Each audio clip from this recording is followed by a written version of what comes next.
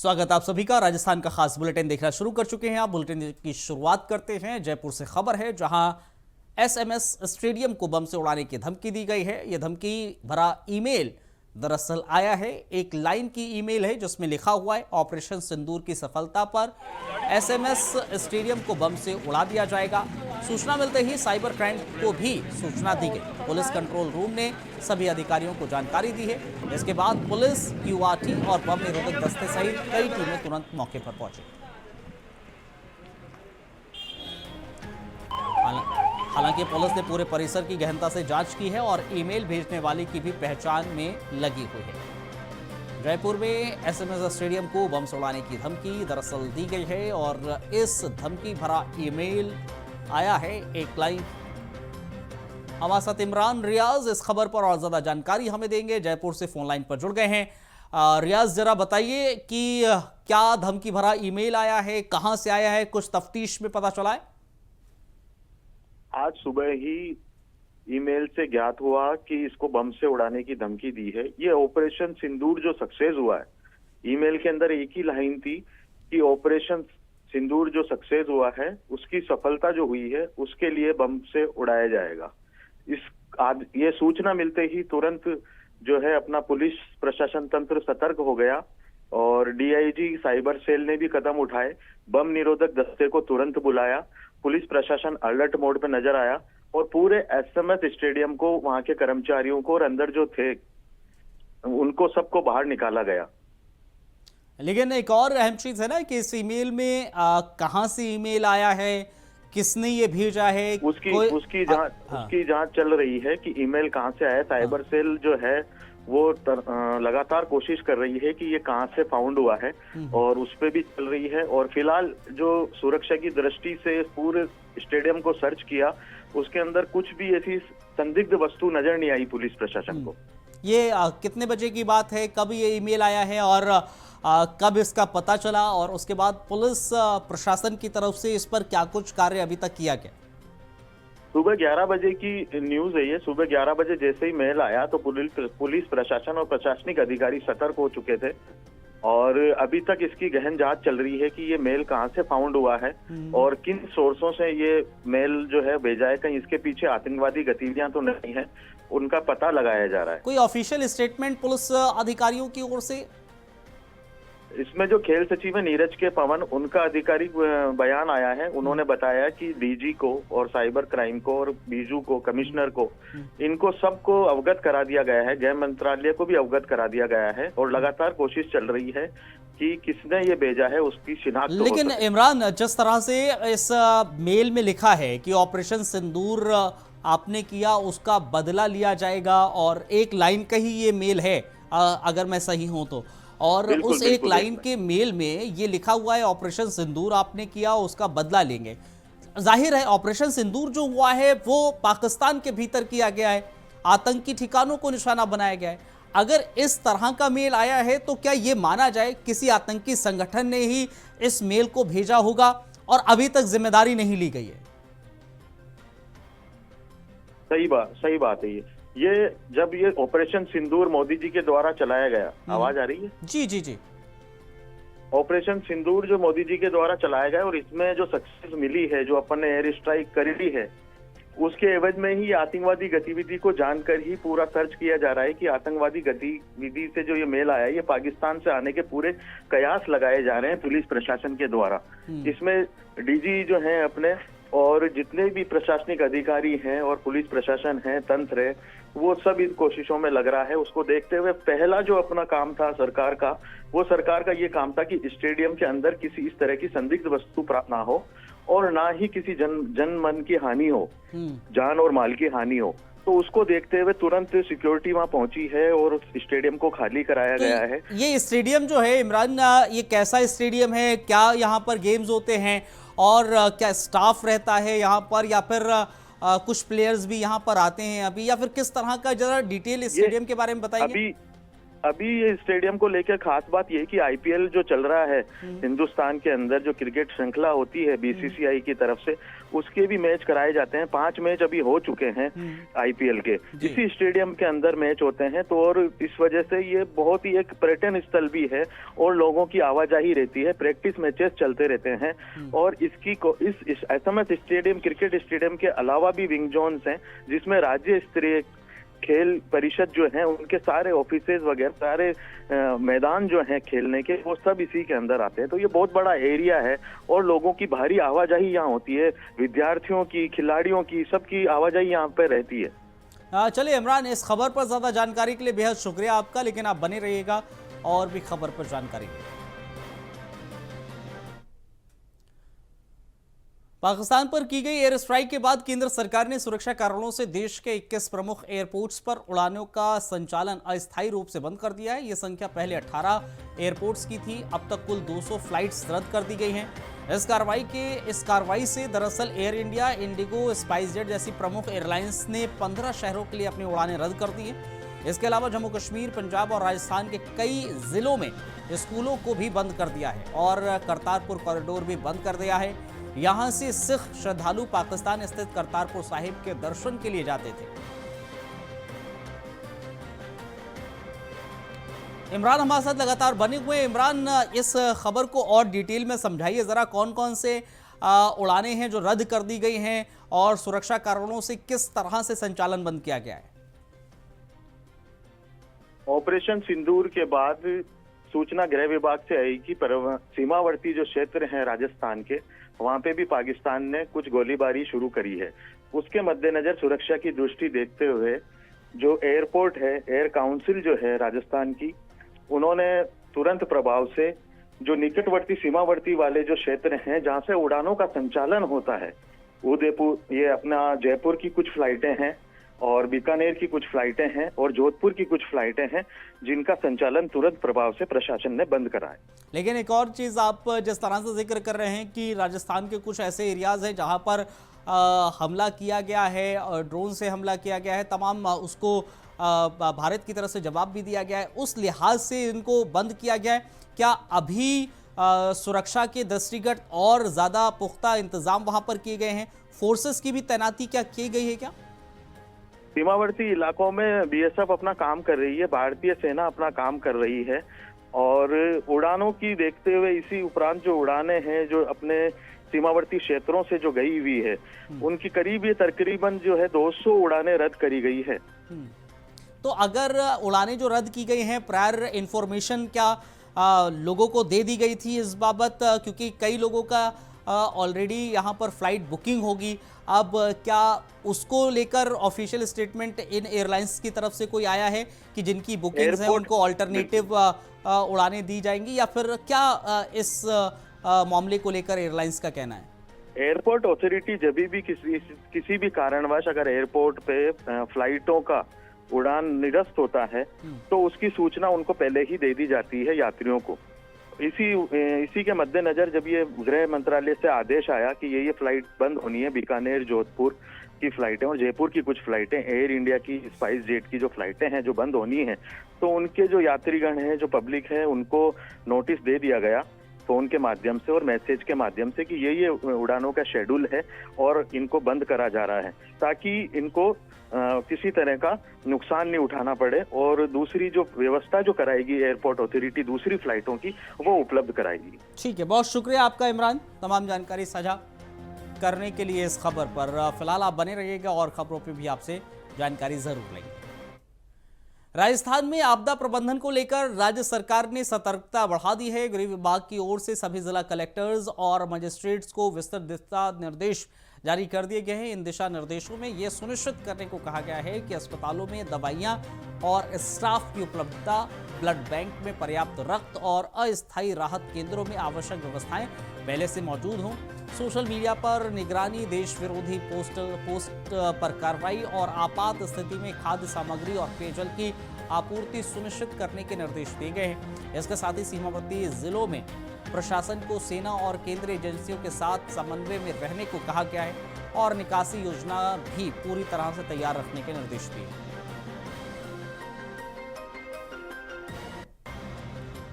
इमरान लगातार हमारे साथ बने हुए हैं। आपात स्थिति में खाद्य सामग्री पूर्ति करने के आदेश इमरान दिए गए हैं, जरा बताइए इस खबर को भी और विस्तार से। मुख्यमंत्री भजनलाल शर्मा जी के द्वारा और सरकारी मुखतंत्र के द्वारा जो सीएस हैं, मुख्य सचिव हैं, उन्होंने समीक्षा बैठक करी। समीक्षा बैठक के बाद जिला स्तर पर अधिकारियों को दिशा निर्देश दिए जो सीमावर्ती इलाके हैं राजस्थान से, जो सीमा के साथ लगे हुए हैं, उनमें आपदा प्रबंध की पूर्ति के आदेश निकाले हैं कि कहीं भविष्य में अगर कुछ इस तरह की वारदात होती है, कुछ नापाक इरादे पाकिस्तान दिखाता है, तो उसकी व्यवस्था जो है वो सुचारू रूप से होनी चाहिए। भारतीय जो नागरिक हैं, राजस्थान के जो नागरिक हैं, जो आवाम हैं, उनको किसी तरह का नुकसान नहीं हो।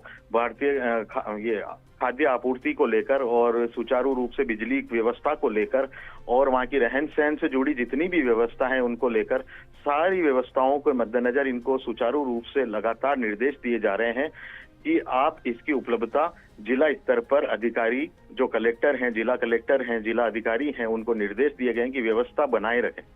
हाँ, जाहिर तौर पर और आपदा प्रबंधन को लेकर लगातार मीटिंग्स हमने देखी भी हैं, और अगर मुख्यमंत्री की तरफ से इस तरह का दिशा निर्देश दिया जा रहा है तो ये लोगों की सहूलियत, राजस्थान वासियों के लिए एक बेहतर है कि भजनलाल सरकार लगातार लोगों की सहूलियत के लिए काम कर रही है और तमाम दिशा निर्देश जारी कर रही है, और ये बहुत महत्वपूर्ण कदम माना जा सकता है। इमरान, राजस्थान की जो सरकार है, गृह मंत्रालय ने सुबह ही आदेश पारित कर दिए थे कि सेना जो क्षेत्र है, बीएसएफ का जो क्षेत्र है और पुलिस प्रशासन का जो क्षेत्र है, वो दोनों साथ मिलकर काम कर रहे हैं सीमावर्ती इलाकों में। उससे लोगों को, यहाँ के जो नागरिक हैं, सीमावर्ती जो गांवों के नागरिक हैं, उनको सारी व्यवस्था उपलब्ध कराई जा रही है और सुरक्षा की दृष्टि से ये बहुत उचित कदम उठाया है और ये उठाना जाना चाहिए था, जिसकी लोग उपेक्षा कर रहे थे, और ये उठाया है सरकार ने, इसकी वाहवाही भी हो रही है। और इमरान, क्योंकि देखिए राजस्थान एक ऐसा राज्य है जिसकी सीमा भी सीमा ऐसी है जहां पर वो बॉर्डर एरियाज पाकिस्तान से सटे हुए हैं कुछ एरियाज, तो इस लिहाज से भी अगर देखा जाए तो ऐसी व्यवस्थाएं करना ज़रूरी है, क्योंकि इस समय जो स्थिति देश के भीतर बनी हुई है, लगातार हम देख रहे हैं देश के कोने कोने में, राजस्थान के भी जो अभी हम बात भी कर रहे थे, कुछ ऐसे ज़िले हैं, कुछ ऐसे बॉर्डर एरियाज़ हैं, सीमावर्ती क्षेत्र हैं जहां पर सीज़ फायर का उल्लंघन किया गया, वहां पर शेलिंग हुई है और उसका जवाबी कार्रवाई भी की गई। और ऐसे में जो आने वाला समय है उसको लेकर आम जनता परेशान ना हो, उसको किसी भी तरह की दिक्कत ना हो, इस बाबत सरकार और प्रशासन पूरी तरीके से मुस्तैद है और तभी इस तरह के काम किए जा रहे हैं। एक तरफ बीएसएफ और सेना पूरी तरीके से मुस्तैद हमें वहां नजर आ रही है, सरकार अपनी राज्य की जनता के लिए मुस्तैद है। बिल्कुल सही। राजस्थान के जो सीमावर्ती गांव हैं, बाड़मेर, जोधपुर, बीकानेर, रायसिंह नगर, गंगानगर, ये वो क्षेत्र है जहां से बॉर्डर जो सीमा है वो रहती है। इसी को देखते हुए वहां पे सीमावर्ती इलाकों के अंदर भजनलाल सरकार ने तुरंत प्रभाव से आदेश दिए कि थल सेना के साथ पुलिस प्रशासन भी बैठ के और ये सारी मुस्तैदी दिखाएं और सारी व्यवस्थाओं को सुचारू रूप से लागू किया जा सके। चलिए, बहुत शुक्रिया इमरान, आपका तमाम जानकारी साझा करने के लिए बहुत बहुत धन्यवाद, बहुत शुक्रिया।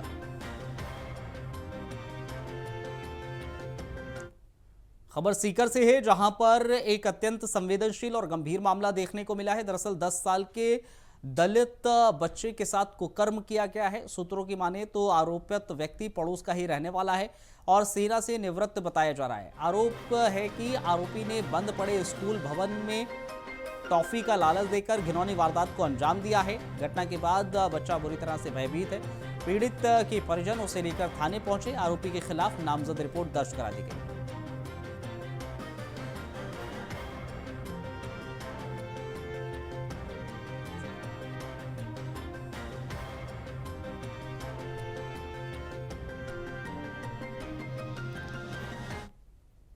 खबर जयपुर से है, जहां सीआईडी अपराध शाखा 195 पुलिस अधिकारी और कार्मिकों को उनके उत्कृष्ट और सराहनीय सेवाओं के लिए सम्मानित किया गया है। पुलिस अंकलन समारोह 2025 का आयोजन अजमेर रोड स्थित जल महल के सामने सीआईडी सीबी लाइन में किया गया, जहां अपराध शाखा के एडीजी ने सेवा चिन्ह दिए।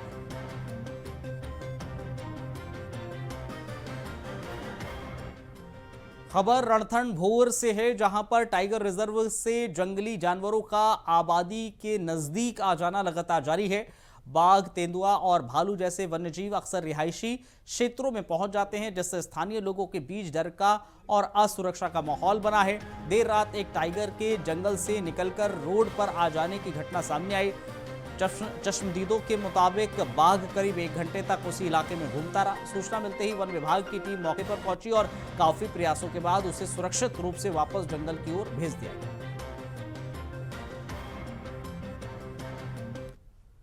राजस्थान कांग्रेस के प्रदेश अध्यक्ष गोविंद सिंह डोटासरा और नेता प्रतिपक्ष टीकाराम जूली नागौर दौरे पर कई महत्वपूर्ण मुद्दों पर बयान देते हुए नजर आए। दोनों नेता नागौर में आयोजित पूर्व राज्य मंत्री मंजू मेघवाल के पुत्र के विवाह समारोह में शामिल हुए थे, जहां उन्होंने स्थानीय कार्यकर्ताओं से मुलाकात की, मीडिया से भी रूबरू हुए। इस दौरान नेता प्रतिपक्ष टीकाराम जूली ने कहा कि विधायक के जरिए प्रश्न पूछने के बदले रिश्वत लेने के मामले में निष्पक्ष जांच होना चाहिए। उन्होंने कहा कि जनता के सवालों को दबाने या उनके बदले पैसे लेने जैसी घटनाएं लोकतंत्र को कलंकित करती हैं। ऑपरेशन सिंदूर पर बोलते हुए जूली ने कहा कि हमारी सेना हमें गर्व है। उन्होंने आतंकवाद के खिलाफ जो कार्रवाई की है वो पूरे देश को गौरवान्वित करती है।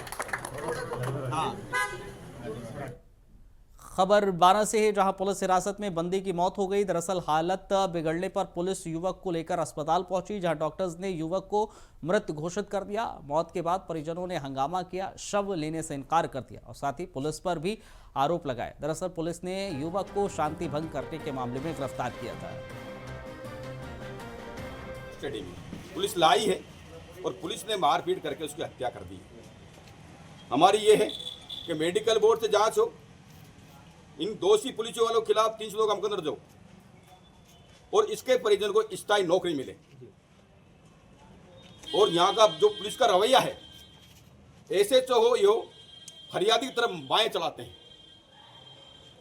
मतलब फरियादी वहां उसकी कंप्लेंट नोट नहीं करा सकता, भला आदमी थाने में नहीं घुस सकता। जितनी भी शराब बिक्री है, गुंडागर्दी हो रही है, पुलिस के संरक्षण में फल रहे पोस रहे गुंडे यहाँ पर। आपका अगला कदम क्या होने वाला है? अगला कदम मेरा बहुत तगड़ा है, भले मुझे गोली लगा के मार दे, लेकिन जनता के साथ मैं अन्याय नहीं होने दूंगा। ये है खबर डींग से है, जहां पर परिसीमन को लेकर लगातार बीजेपी कार्यकर्ताओं का विरोध चल रहा है। बीजेपी कार्यकर्ताओं ने कहा है कि नगर निगम आयुक्त ने बिना किसी सूचना के रात को ऑफिस को खोलकर परिसीमन के आदेश दे दिए, जिससे नाराज होकर बीजेपी कार्यकर्ताओं ने नगर परिषद के गेट पर प्रदर्शन किया और जिला कलेक्टर के पास पहुंचे। यहां अपनी समस्याओं से जिला कलेक्टर को अवगत कराया। बीजेपी पार्षद ने कहा कहीं की ईंट कहीं का रोड़ा, भानुमति ने कुनबा छोड़ा जैसा डींग में माहौल चल रहा है। और आगे कहा कि प्रशासन सरकार के भरोसे नहीं, सरकार प्रशासन के भरोसे चल रहा है। कार्यकर्ताओं का कहना है कि नगर परिषद आयुक्त ने ना ही गली देखी है, ना मोहल्ला देखा, सीधा छत से हवाई यात्रा की और परिसीमन कर दिया।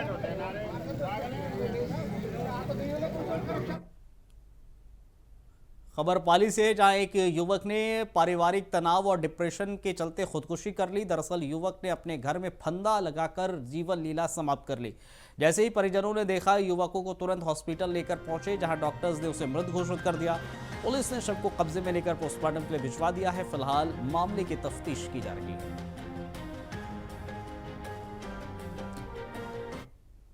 खबर नसीराबाद से है, जहां पुलिस समाज के एक पक्ष के कुछ युवकों ने राह चलते युवक के साथ मारपीट की है। मारपीट के बीच बचाव करने आई मां के साथ भी युवकों ने मारपीट की है। दरअसल पीड़ित युवक सोशल मीडिया पर देशहित की रील्स बनाता है। इस मामले को लेकर कहार मेहरा समाज में भारी रोष है। समाज के लोगों ने रैली निकालकर उपखंड कार्यालय पहुंचे और उचित कार्रवाई की मांग की।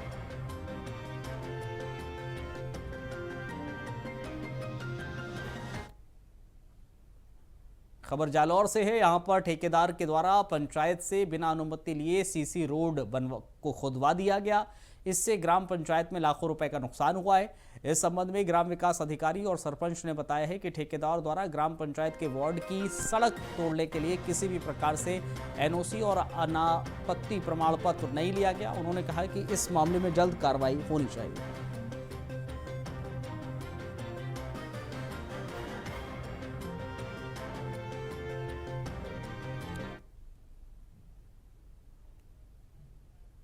बुलेटिन में फिलहाल इतना ही, इजाजत दीजिए, नमस्कार।